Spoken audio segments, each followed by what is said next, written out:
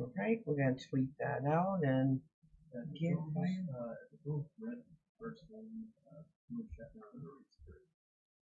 yeah. All right, I got the blank thing running. Hopefully, it'll start picking up my voice and so I can get some closed captioning in. And I'm green to go, so that's good. It's going good. All right.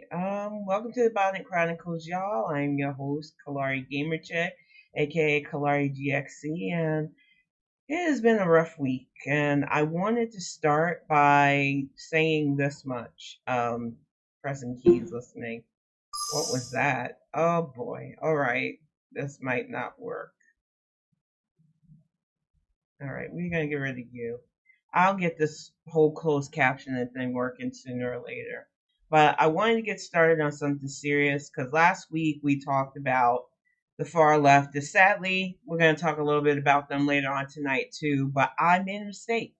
And I would rather be upfront when I make a mistake and not act like it's no big deal. Because my credibility is what I got going for me. And when I make a mistake this big, I would rather address it so that I can show that, yeah, I make mistakes and yeah, I own up to that than to act like I didn't do something wrong. I heard something that I thought was real. I thought that Cori Bush had said something about Jewish American people that she did not say. I passionately rallied against what she said because I was under the impression that she had said something horribly anti Semitic. Now, I'm not going to weigh in on whether or not I agree. Thank you. Hey, Benny. Welcome to the chat. I'm not going to act like I agree with her statements because I still feel like there are ways to address your beef with things in a way that does not offend your constituents. But to put out there that she said something she did not say is not fair to Miss Bush and it is not good. Misinformation in itself is not good. And there is far too much of that going on online. You have people using deep fake videos. You have people sharing articles that aren't vetted and verified. We have to be careful of that. And I don't want to put anything out there in somebody's name that A, isn't verifiable. One moment, sweetie. All right, y'all. I see some new faces in the chat. I don't understand what brought you here, but welcome to the chat.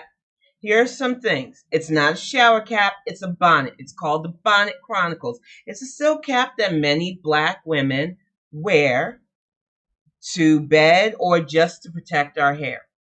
We're doing a serious topic tonight, so if y'all can't behave, you're going to get timed out. Benny, you've been in here plenty of times. You're old enough to know better. Let's keep the focus, y'all, because this is a serious topic tonight. So serious that Twitter decided that they might have issues with moderation from my original title.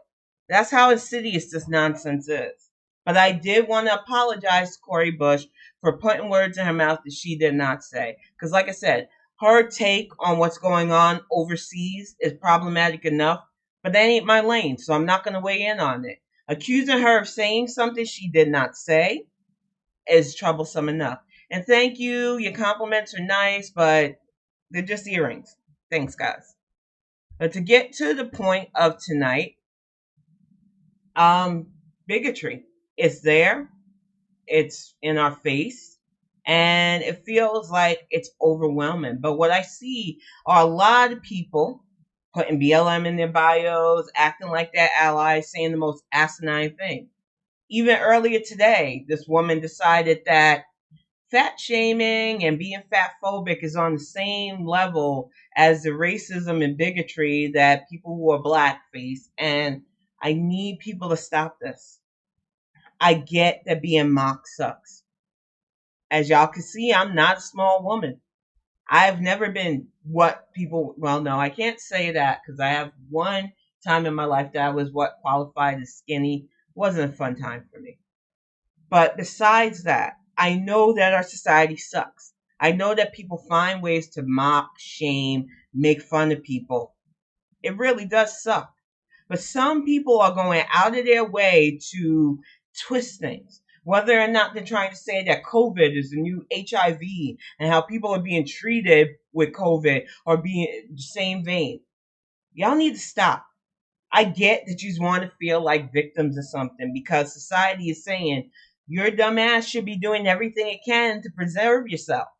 But to act like somebody telling you to wear a mask to keep yourself safe is on the same vein as the discrimination that people who went through the AIDS crisis is going through is so ridiculous. To say that being fat is anywhere in the same vein as the racism, especially systemic racism, I don't understand the disconnect, but we're going to address that tonight. One of the things that bothers me about this narrative that's been ongoing, and it doesn't help that our media amplifies this bullshit, is that people want to downplay reality.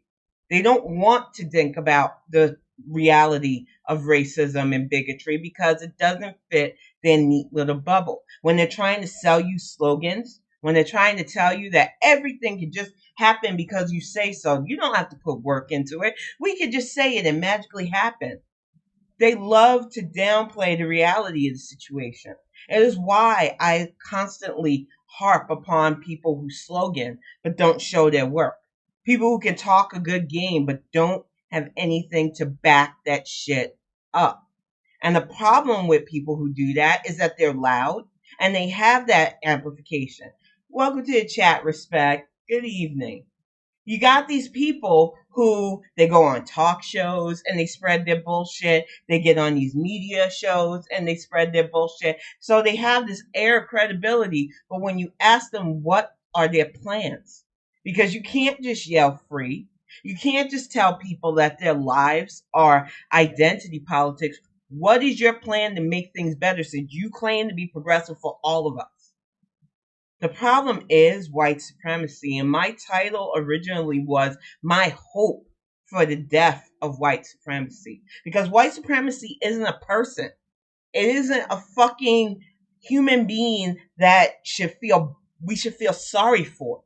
It is an ideology that has had its toxic grip on our society far too long, and it doesn't help people. But it gives you this weird feeling that of power. And this is why I wanted to break down what it is, what it isn't, so that people can look out for it. Because there are a lot of people out there that want to be anti-racist. I know yous are out there. And I know it's not easy, especially if you're older and you came from a time where certain things were acceptable and they're not anymore, and you've been fighting against it. And if you're younger and you don't remember times, some of yous are fully eager to say, yous are our ally. But then you go and you uplift things that keep us in this toxic mentality. So I want to talk frankly tonight about the signs and what you can do if you're in that middle ground, not knowing what to do and unsure. The problem with white supremacy is it is alluring. That feeling that you're better than somebody, that feeling of supposed power, but even amongst yourselves, you aren't equal. The thing is, exactly, it's not equal, but it's inevitable. Thank you for that, Respect. I'm definitely going to talk about that too. The problem with white supremacists, though, is it's not even equal amongst them. If you're poor, they look down on you and you're the scapegoat. If you're rich, you're constantly backstabbing each other. Y'all have really upheld basically the Sith culture. And people don't seem to realize that. The one who is the most powerful looks like he's being eaten from the inside out by taint. But yet people still keep uplifting him and his ways because that whole keeping people down while you're raised up is fucking lucrative within our society, and it's not sustainable. That is why we constantly have these fallouts. That is why you see these idiots so confidently not protecting themselves against a freaking pandemic. Yet crying, oh, we're being genocided out. No. That was one of the things that I fought against years ago and that I still fight against. Misusing words. Words like genocide is something that's near and dear to me because my ancestors lived through those things. My ancestors suffered from those things.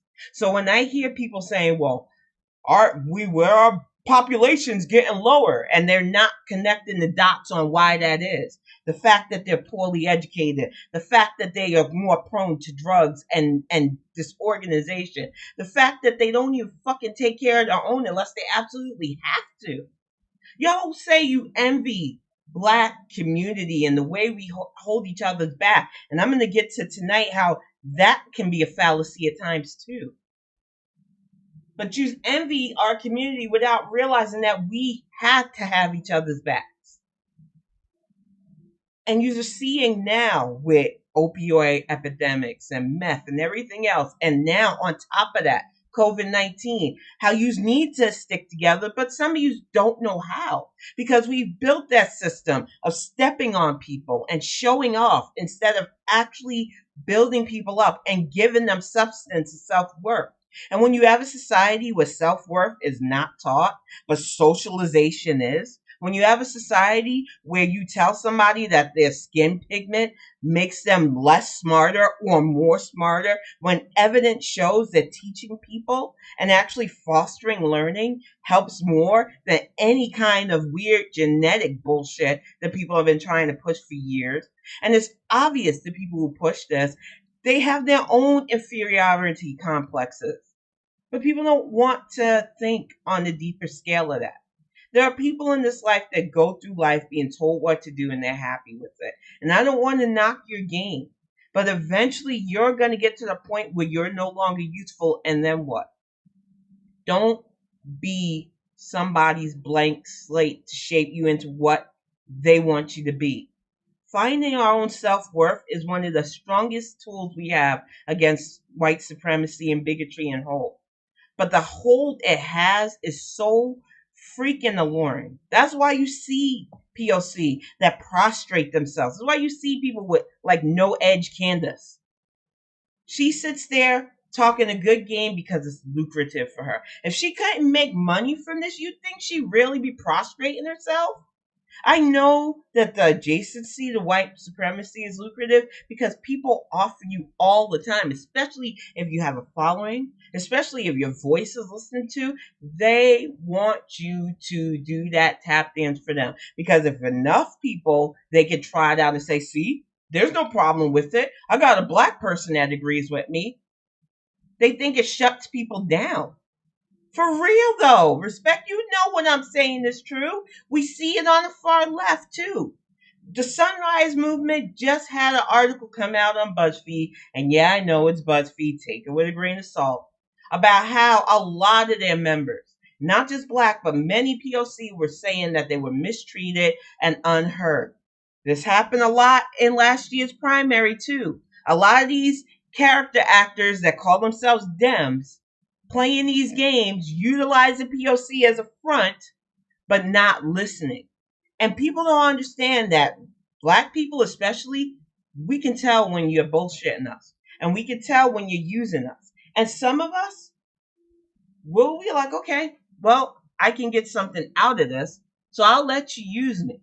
Those are the people you need to be careful of, because they will turn right back around and tell everything you do. But you aren't wise enough to understand that. You can't deal with people like me who don't want to play those games. Don't try to blow smoke up my ass and tell me that is magic. I know that when you dismiss my reality as identity politics, I don't want nothing to do with you. I don't want nothing to do with your movement. And I definitely don't want to uplift Democrats who say things like, oh, the establishment or moderate is bad. Because that is just another word for black voters. And don't think we don't know that. Some of you play around, play your games, because it's lucrative for you to say, oh, the old guard doesn't understand. The old guard were fighting for the things that you take for granted. The marriage equality that wasn't around when I was your age. The voting rights acts that we constantly have to push forth because your parents more than likely don't care. And I'm not saying that to the black members of my audience, and y'all know. So I'm probably not even having to waste my breath for you to speak up. But if you're white tonight and you're tuning into this, you're going to hear some harsh truths. And if you don't like that, I suggest you find that little X button in the corner and tune me out. This is for the people who want to listen and learn. because it's tiring explaining myself and having people go, well, not me. Exactly. Mima is one of the worst of them. One of the things that pissed me off about Warren was so many people bought her gullibility act and ignored her history of being a Republican, her history of pretending to be a woman of color, not truly apologizing until she was forced to, being a Trump punchline for the longest time, and then her whole excuse, well, it was a family thing. You know what's wrong with white people who don't realize the damage they do when they assume an identity and then they don't fully apologize and understand the damage they have done? Is that too many people accept that as, well, they didn't know better. People her age have those stories. It's not the point. She worked for Harvard. She kept other women of color from actually getting work and helping make a system that was already stacked against us more inclusive.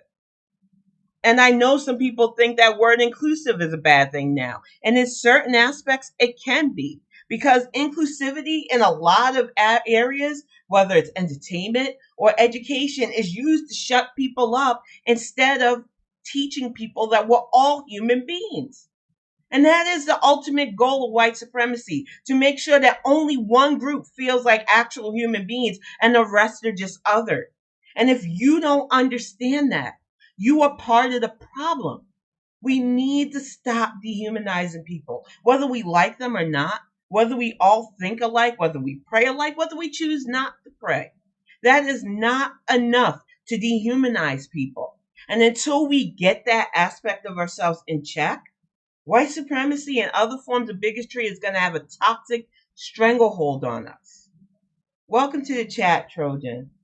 The thing is, when you talk about it, people are constantly trying to deflect or shut it down. Why? Because they see power in bigotry. We were raised in a society that from the ground up teach us, oh, you have to care about what your peers think. Oh, your schooling, everything's set to pit you against somebody. It's a one size fit all environment. If you don't fit in, there must be something wrong with you, not the system. The system works. This same system has allowed us to split off into factions that are so far gone that people are willing to die on a respirator than to trust the science that we have out there that can save your life. That is the damage of letting bigotry go unchecked. That is the damage of saying one group is supposedly magically smarter than everybody else because of their skin pigment. And that is the damage of ignoring it, mocking it, acting like calling it out is a bad thing, but just sitting back and waiting for people to hold their tone. And I get your sentiment, Trojan, but that's not where I'm going for. I used to be that way. Trust me, I went through that feeling too. I don't feel that way no more. I'm just tired of humans finding ways to hate on each other. And the only way to stop bigotry is to work on all of that internal hate. And this is not an easy path to do. And a lot of people give up way early on because they realize there's a lot inside of ourselves that you got to work on for it. I don't hate all white people, but their demographics sure don't make it easy. When you got people literally yelling in your face, I'm your ally, you should listen to me, but your problems aren't my concern. I just want to be rich. My struggle with finances is more important than your actual struggle with society. It's hard. It makes it hard because you want to love people for what they put out there. And a lot of people are putting out nasty stuff out there. I think this week was the Tigger flag thing because some white people literally feel no shame in standing on somebody else's property that they don't pay a damn dime to take care of and tell them that the flag that they have bothers them and they don't want to have to go to the homeowners association and report it. Who asked you to do that? Why is it your business what a person has on their property? If that person is not bothering you, let it be. If your neighbor wants to hang something ignorant and they're paying their property tax, you know not to mess with them. I live in a neighborhood right now where people are still hanging stuff to that orange turd. Do I like it? No. Do I want to see it? Not really. I don't go on their property and knock on their door saying, hey, you need to take that Trump flag down. A, because probably would get shot. But B, it's their property. I don't have to like them. I know not to associate with them. And if their house is on fire, I'll probably sit and laugh. But what I'm not going to do is march my ass onto somebody else's property and tell them how to live their lives. That is something that way too many white people, especially white women, it's like you get a power rush from doing that. And you need to stop, because now you give half-ass apologies after your grandchildren, who probably realize that this is embarrassing, call your ass out for it. You know? Exactly. Exactly, Capricorn. But that is the problem with white supremacy. You have too many people who really think they're like the literal hall monitors of people's neighborhoods. You had that bird in New Jersey who were bothering her neighbors because they were doing work in their backyard. Why are you in their business like that? What's it to you what people are doing on their property? It is their way to control the situation. And it's like I said in the Bonnet Chronicles, where I talk about white women in period. A lot of them don't have control in their lives. They don't have control in their homes. They don't even really have a say in matters. And they take that shit outside. And they yell at whoever they think is beneath them. And that whole attitude that people are beneath them has been fed through years, not just here in America. It is just as bad in other countries too. But I like to focus on my own neck of the woods. I'm not here to combat global racism right now, because global racism, while a problem, isn't killing me. The systemic racism that's built into this country can.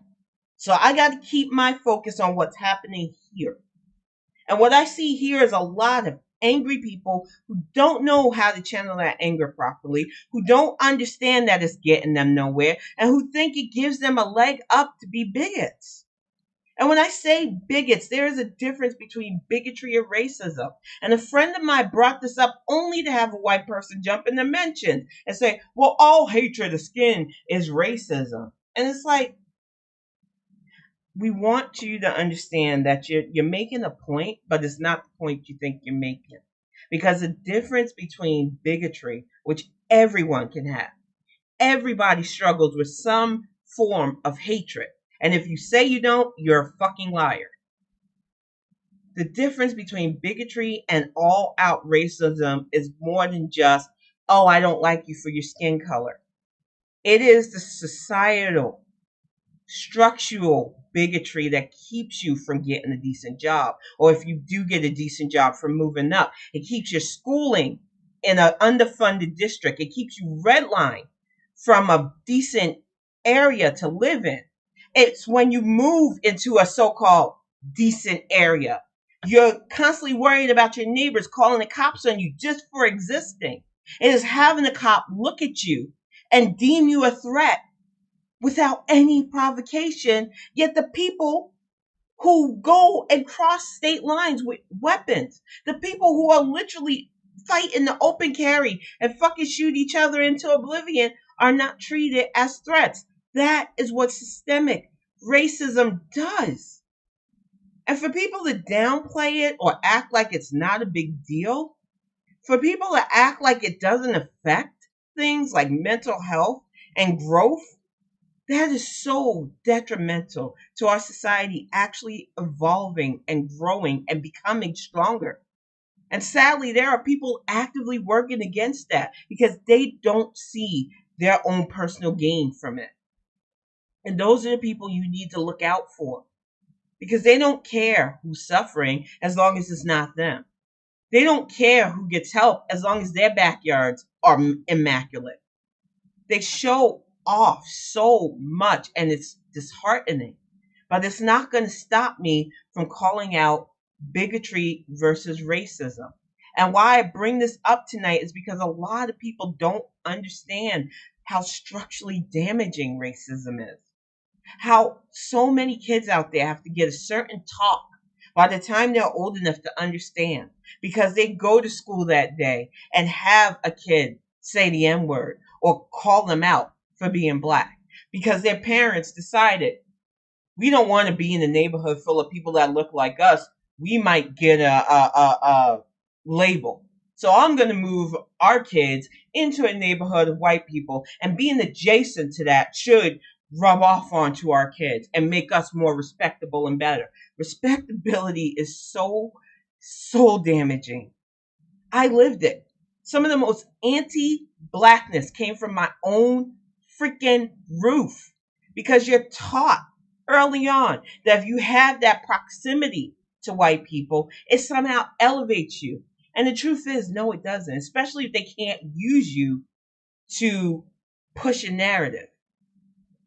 And I'm saying this to black folks who are in the middle of that struggle, because you're constantly questioning yourself.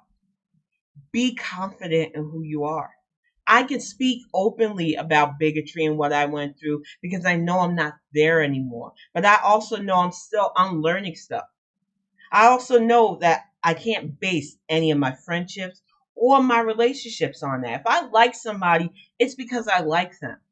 I no longer bend myself into pretzels trying to figure myself out, and I'm good with who I am, but it takes time. And sadly, we're in a society where people don't teach that.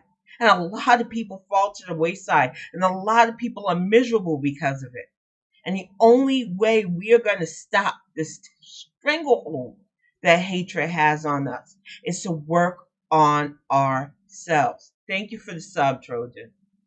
I think it's hard for people to understand that because we're constantly inundated and taught by our schools, by church, by other groups that it's acceptable to have a little bit of hatred. It's acceptable to shun people that are different. It makes you feel better.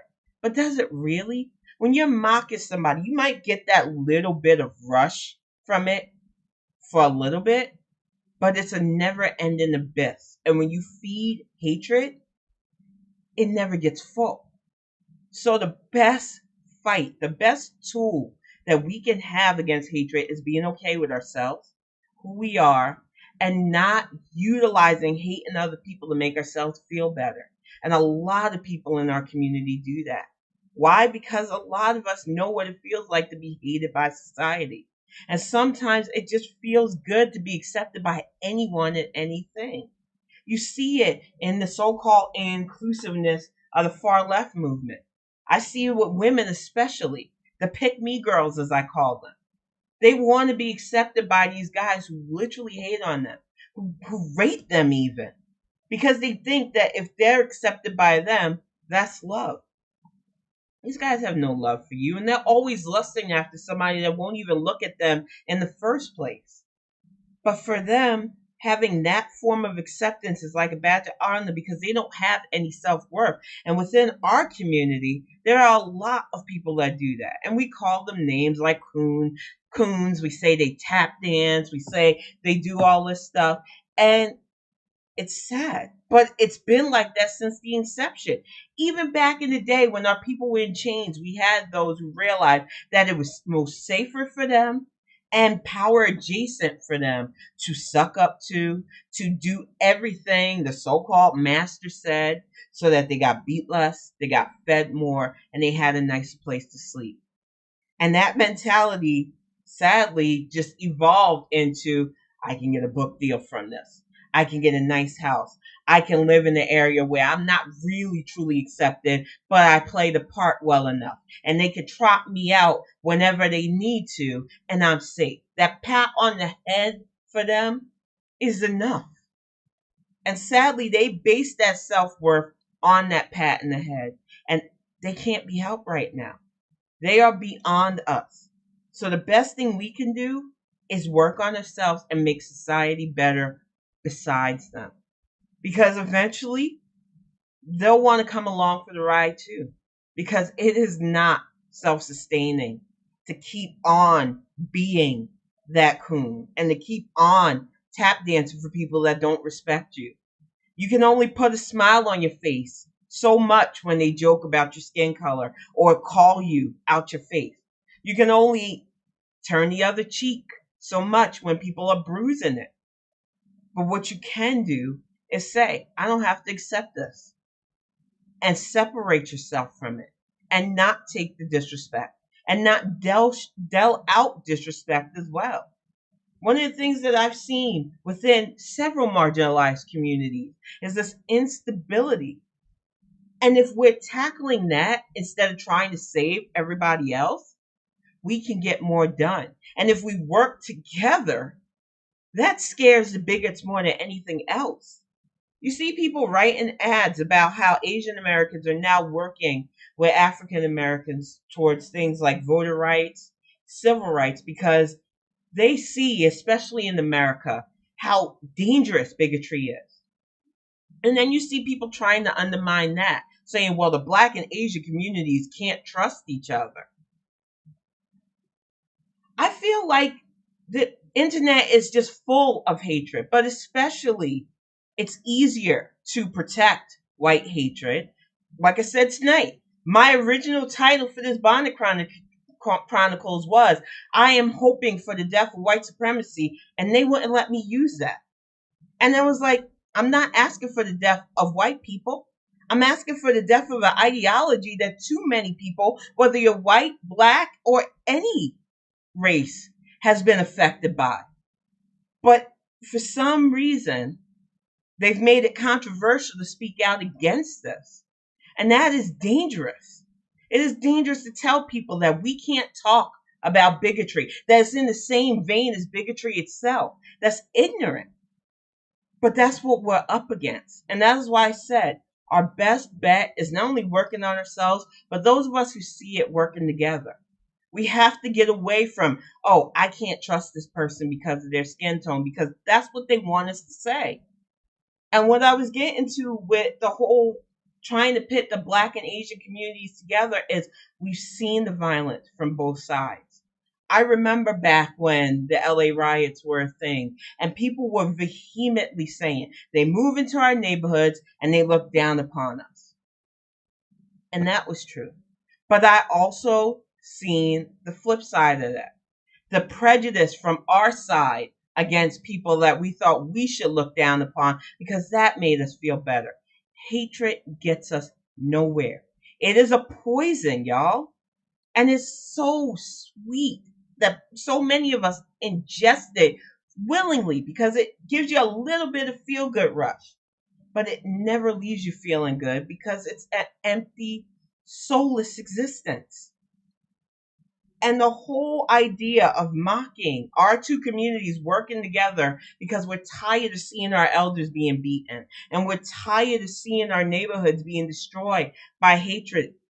I don't understand how anybody could be against it, but you see the chaos actors who know that if they act against it, they'll get a pat on the head against the people they think are still in power.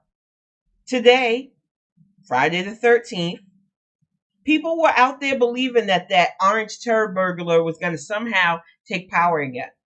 Their magical thinking has led to so much ignorance. But they don't want Trump. They want what Trump claims to stand for, which the only thing that man has ever stood for was ingratiating himself and making sure he was wealthy. But he said bigotry out loud. He told people to tell people to fuck their feelings if you don't agree with what you believe in. Every asinine, ignorant thing he said was parroted by them. And these idiots literally believed that they were somehow going to see him sworn in today. That's the power of their ignorance. And I laughed because I literally was waiting. I was like, okay, what are they going to say now? The day is almost over. There is no way that turd is leaving Florida anytime soon. He is so afraid of the stuff that the New York AG alone found out. He's too busy filing lawsuits against Google, Facebook, Twitter, everybody who hurt his feelings, and trying to keep his taxes from being disclosed. He doesn't even want to really be president. And this run that he's supposedly going to do in 2024, if you pay for it, hopefully I'm live again. Yeah. Okay, it's back to green. Sorry about that, y'all. A little bit of technical issues. Twitch might be trying to stop me from talking about this. You never know. But the problem with people who still say they believe in Trump is it's not Trump they believe in. It's just a quid pro quo. He gets to be openly nasty and they get to be openly nasty. That's all that ever was. And I feel like and I want to talk about that too. The whole idea of hating on white people is not my goal. I can't say I'm for equality if I want to attack somebody based on their skin tone. That's not for equality. That's just another form of oppression. But the problem with a few white people is they'll take what I'm saying, and instead of hearing that we all need to lift each other up, it becomes about them. And decentering themselves is very hard. When you've had society for the longest time centered around you, it is so hard for you to see other people and not see things through your eyes. One of the things that one of my friends, Chris, touched upon, that's not Captain America, if you want to follow him on Twitter, he showed these directors. I think they were like Hollywood's top directors, and of course there was only one black person, Lee Majors, and he talked openly about why Hollywood doesn't show diversity well. And the other big directors were like, I'm not touching that. And these white men who literally hold most of the power in Hollywood didn't want to touch the subject. They don't know how to not center themselves. And they're afraid. They don't understand diversity. They've never lived diversity. Most of them lived in areas where seeing a black face that wasn't the help or just their token friend was unheard of. And when you live in areas where people of color, not just black, are few and far between, or you're taught to look at them as different, it translates in your writing, in your entertainment. And when you have that no wherewithal to it, and you put that out there as entertainment, of course people like me seeing this like, we exist. Yet, in the same vein, when people do movies like Black Panther and it's almost all black, people want to say, well, that's not fair to us. How come you get a BET? Because that's the only way you'll get shows where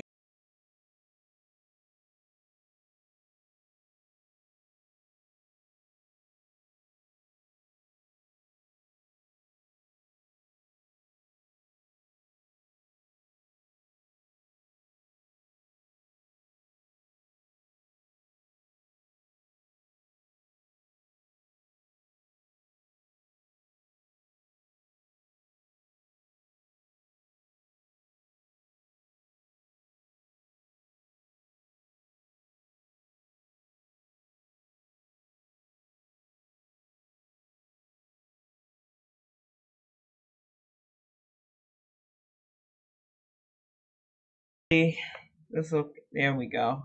I'm back, I think. It'll kick in a second. There we go. It's just frustrating though, because I really want people to understand how insidious it can be when you don't want to talk about the situation. And there are some people that literally believe that saying things like, I don't see color, I don't want to broach this subject because it's scary to me. Hey, Terry, thank you. Welcome to the chat. When they say stuff like that, they are disassociating themselves from it because it's safer for them. And when it's safer for them, we all suffer. Not talking about the severity of bigotry has gotten us nowhere. Openly discussing ways we condone the normalization of just lack of diversity is a step in the right direction. Having more movies where other cultures are expressed and shown. Having actors who aren't the normal, typical A-listers. Having plots that don't fit that neatly monochrome narrative. I don't want a Hollywood that's completely devoid of white faces. I want them to share the space with the rest of us. And I want people to share the space, not just with able bodied actors, too. One of the things that bothers me the most about being a disabled American, besides my disability being the ones that people can't see so they don't understand, is the fact that people treat disabled Americans as if they're not capable of having a story or a narrative that people want to see unless they're being heroized.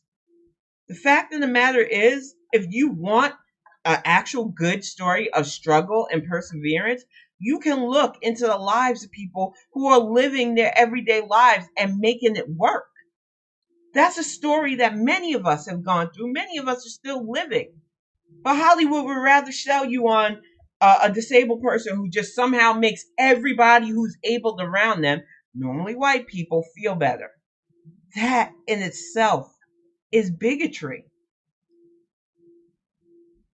No, I think it's back up, y'all. But the problem is, whenever people like me talk about it, it's shut down. Now it's frozen again. Yep.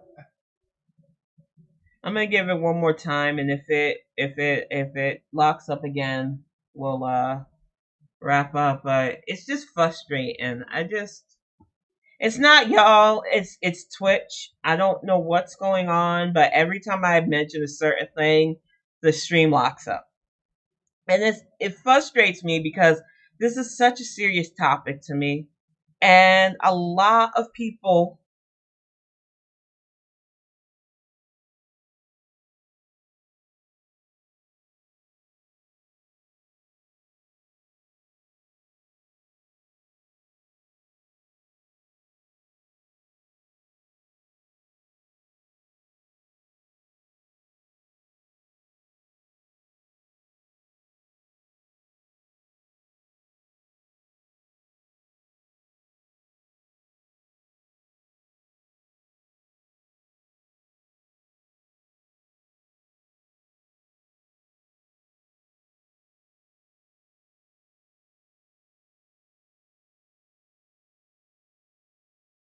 Yeah.